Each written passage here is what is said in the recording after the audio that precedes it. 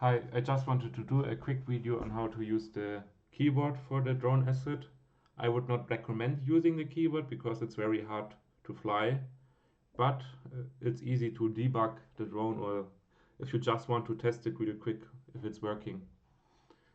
And to use the keyboard you need to open the controller from the asset, which is located under drone code controller FPV drone.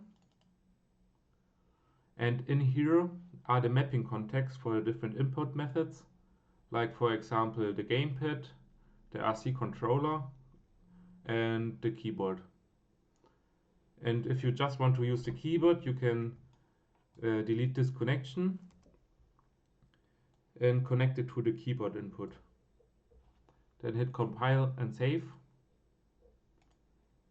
And I'm not sure what the controls are right now, but I test it really quick. I hit play. Okay, maybe I need to cut here. It's connected. The asset is connected to the RC remote, which not should be the case. You need to select here the mapper keyboard.